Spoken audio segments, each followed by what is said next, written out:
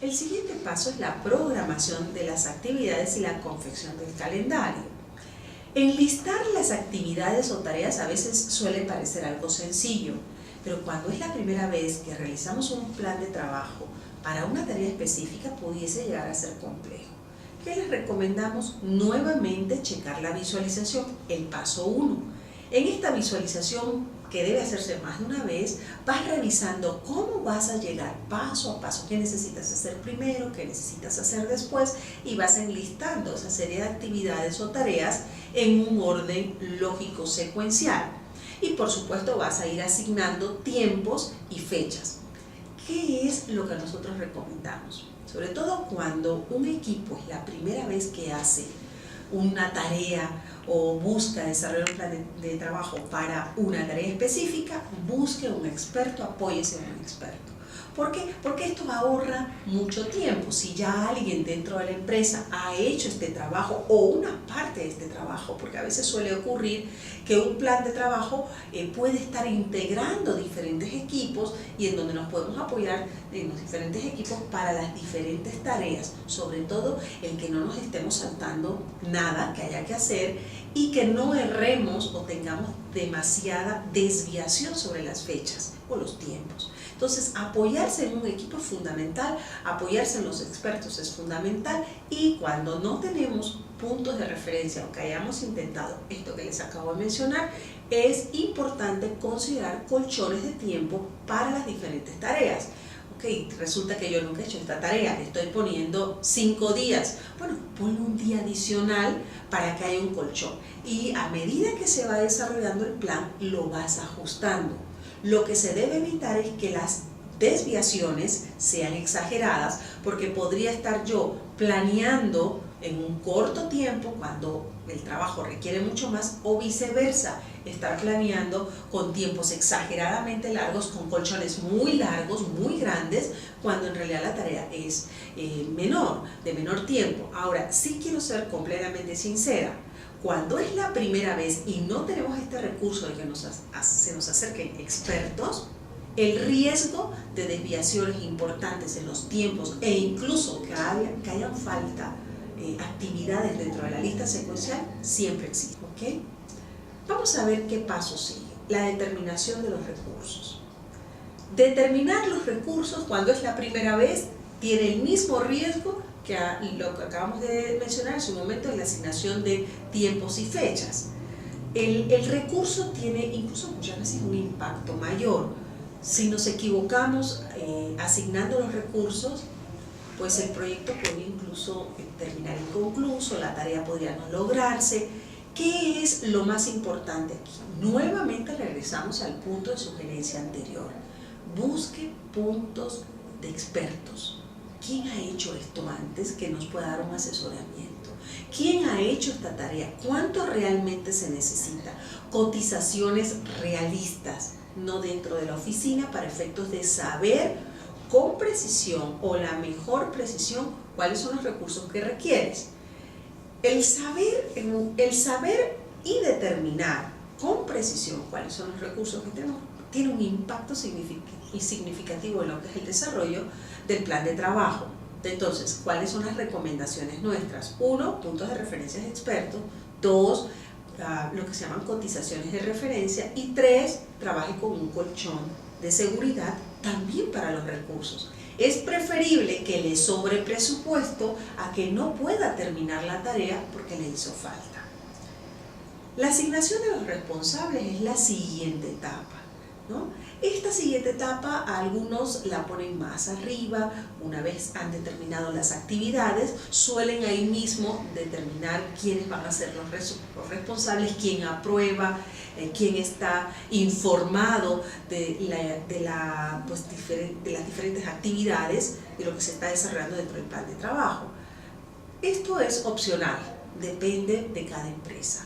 Lo cierto es que cada proyecto, cada tarea que se está enmarcando dentro de un plan de trabajo, dentro de un proyecto general dentro de la empresa, pues requiere un responsable. Si no asignamos responsables, lo que puede suceder es un caos. Tienen que haber responsables en términos de cada una de las actividades. Si hay más de una persona involucrada dentro de las actividades, aún así tiene que haber un responsable. Un responsable. Pueden haber otros actores, por ejemplo, además de los responsables, pudiesen haber personas que aprueban la actividad y también pudiesen haber personas que deben estar informadas de la actividad. Esto pudiese ser un poquito más complejo el esquema, pero siempre debe haber un responsable de la actividad, ¿no? Es posible que usted necesite asignar coordinadores, entre otros, ¿no? La delimitación de las responsabilidades es una forma de reducir el riesgo de que no logremos los objetivos dentro del proyecto y de que las cosas salgan mal, ¿ok? Por último, y también este paso es ubicado en diferentes etapas dentro del proceso, usted ubíquela donde considera que le es más útil. Hay personas que, por ejemplo, ubican el paso de determinación de indicadores justo después de la determinación de objetivos, es válido. Y otros hasta el final, bueno, ya tengo todo el proyecto armado, ahora yo lo que quiero saber es, con un indicador muy puntual y con valores para ese indicador, ¿cómo sé que logré el objetivo? Entonces, la determinación de indicadores junto con los objetivos nos van a permitir saber si la tarea realmente se logró, ¿no? Por ejemplo, muchos proyectos sociales que se les asignan recursos humanos, financieros, entre otros, que quieren ver si realmente el trabajo que se hizo en el proyecto tiene el impacto, se logró el objetivo. Antes que todo tienen que desarrollar pues un indicador, ¿no? Por ejemplo, que tenga usted un proyecto en su comunidad para reducir la pobreza. Bueno, usted desarrolla toda una serie de lógica, de pasos para reducir la pobreza, ejecuta el proyecto en el tiempo, en la forma, con los recursos, y la persona que asignó los recursos quiere saber, dígame, ¿cómo puedo yo estar seguro o segura de que usted redujo la pobreza? Y entonces es ahí donde el indicador gana fuerza. Bueno, al inicio estos indicadores lucían de esta forma. Desarrollamos el proyecto, ejecutamos el proyecto a través de un plan de trabajo y estos indicadores que inicialmente estuvieron de esta manera, ahora están de esta forma. Y esta es la evidencia de que el objetivo del trabajo se logró. Entonces aquí es donde algunas personas argumentan, bueno, en el momento en que yo pongo el objetivo, defino con precisión el indicador, mido el indicador al inicio del trabajo, al inicio del desarrollo del plan de trabajo y luego lo mido al final. Lo que debemos hacer entonces es determinar los indicadores, ya sea inmediatamente después de la fijación de objetivos o cuando ya tenemos armado el plan de trabajo, definir los indicadores, medirlos, ¿ok? Y cuando se ha desarrollado el plan de trabajo de ese proyecto, de esa tarea, volver a medir el indicador. Esto es importantísimo. ¿Por qué? Porque lo que no se debe hacer es no asignar indicadores, no determinarlos. Si no los mides, imagínate, no tienes ningún tipo de comparación al final. Y luego al final sacas tus indicadores. Realmente no dice nada, no tienes un punto, un indicador solo con un elemento para saber si llegaste a un objetivo específico, no, solo no sirve si no tiene el inicio o el comportamiento anterior del mismo. Entonces es importante la definición de indicadores para saber si la tarea o ciertas tareas se han logrado.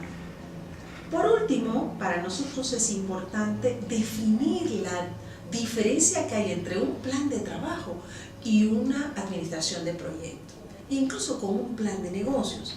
Tenemos que tener claro que el plan de trabajo es una herramienta que puede estar inserta dentro de un plan de negocios. O sea, un plan de negocios puede tener una fase, puede tener un segmento, un apartado que diga, pues plan de trabajo, ¿cómo lo voy a hacer? Con sus pasos bien definidos, cómo voy a iniciar la empresa, qué voy a hacer primero, qué voy a hacer luego, y cuáles son los tiempos específicos de cada uno.